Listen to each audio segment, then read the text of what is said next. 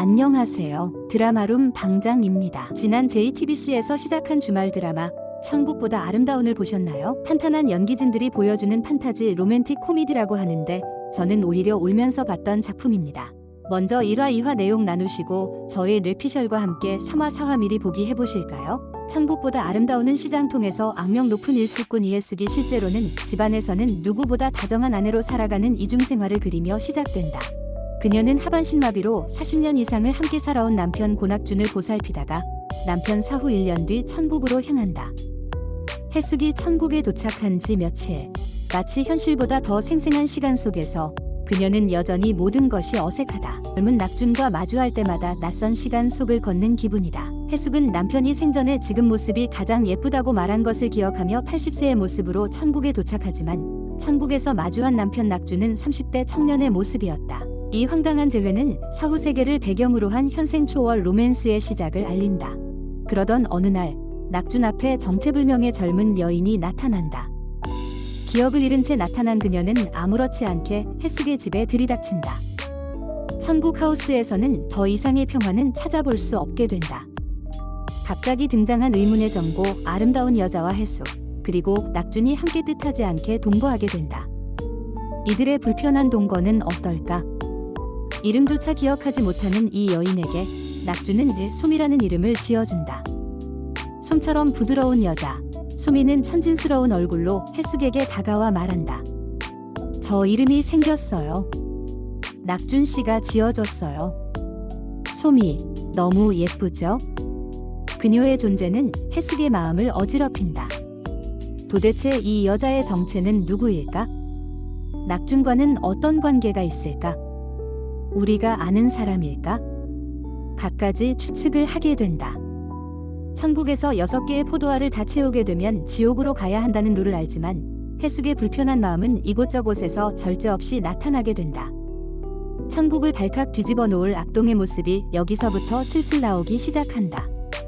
악동이지만 미워할 수 없는 해숙씨, 물론 해숙이 악한 사람이 아니라는 걸 알지만 그녀의 생각지 못한 행동들은 천국 입주자들과 센터장을 무척 당황하게 만든다. 이렇게 천국에서 자신이 교화소까지 가게 된 건 솜이와 남편 때문이었기에 해숙의 마음은 불편하면서도 섭섭하기까지 했다.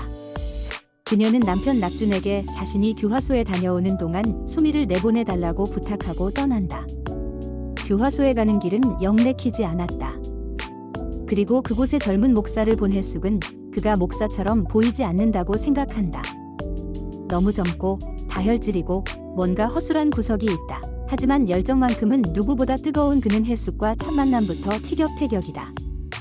사실 그 목사는 어릴 적 미아가 되어 5살의 나이에 세상을 떠난 불쌍한 영혼이었다. 부모의 말을 기억하고 교회 앞을 전전하다가 죽어서도 그 자리를 떠나지 못했고 결국 천국에서 목사가 되었다. 인생을 제대로 살아본 적 없는 그는 해숙에게 늘 지기 일수다. 해숙은 교화소에서 불만이 생길 때마다 혼잣말을 한다. 목사면 목사지, 왜 이렇게 정신이 없어? 이래가지고 천국이 유지나 되겠어? 하지만 그 말은 그대로 목사의 귀에 들어간다. 오히려 해숙은 생전의 지옥이 무서워 잠시 교회를 다녔던 경험이 있어 종교적인 절차나 규율에 더 엄격하다. 그래서 때때로 목사에게 되묻는다. 이건 원래 이렇게 하는 거야? 주기도문은 정확히 외워야지. 목사는 당황하면서도 해숙의 말에 귀 기울인다. 그렇게 그들은 서로를 달갑지 않게 여기면서도 차츰 익숙해져 간다. 목사는 해숙이 해주는 밥을 맛보며 눈을 반짝이고 시장에서의 생존 노하우를 배워가며 인생의 재미를 조금씩 깨닫는다. 목사는 해숙에게 말한다. 여기선 무릎 꿇지 않아도 마음은 일어설 수 있어요. 해숙은 교화소에서 뜻밖의 위로를 얻는다. 이곳은 지상에서와는 다른 평온이 있다. 그러나 마음의 평화는 오래가지 않았다. 교화소에서 나와 집으로 돌아오는 날 문을 열고 들어가자 솜이가 달려나와 해숙을 향해 두 팔 벌려 안긴다. 사모님 너무 보고 싶었어요. 그 포옹은 해숙의 마음을 더욱 복잡하게 만든다. 분노, 혼란, 그리고 어쩐지 느껴지는 익숙한 감정들. 솜이의 순진한 얼굴을 보며 자신이 점점 더 작아지는 기분이 든다. 생전에도 천국에서도 해숙의 모든 초점은 남편 낙준이었다. 그만큼 상처도 컸다. 그날 밤 혜숙은 잠을 이루지 못한다. 나는 왜 이 천국에 온 걸까? 낙준을 위해서였나? 아니면 나를 위해서였나? 그리고 마침내 결심한다. 나는 나에게 맞는 삶을 찾으러 갈 테니까 내 맘대로 살아. 다음 날 그녀는 쪽지 하나를 남기고 과거 행버스에 오른다. 버스 창가에 앉은 혜숙은 창밖을 바라보며 혼잣말을 한다. 내가 정말 누구였는지 그 답을 찾을 거야. 버스는 고요히 출발한다. 혜숙은 맨 뒷자리에 앉아 흐릿하게 지나가는 풍경을 멍하니 바라본다. 눈앞을 스치는 장면들은 마치 오래된 필름처럼 흘러간다. 젊은 시절 아이의 손을 잡고 장을 보러 가던 길, 낙준과 처음 데이트하던 강변, 빗속에서 혼자 터덜터덜 걷던 밤. 혜숙의 눈에 하나하나 선명히 되살아난다. 잠시 후 버스는 기억의 정류장에 도착한다는 안내 방송과 함께 멈춰선다. 혜숙은 천천히 버스에서 내린다. 발을 딛는 그 순간 공기의 온도조차 달라진다. 오래된 골목, 익숙한 창틀과 닳아진 대문, 반쯤 무너진 담벼락 너머로 들리는 어렴풋한 정겨운 소리. 그곳에 혜숙이 가장 그리워했던 사람이 서 있다. 곱단히 머리를 빗어 올린 여인.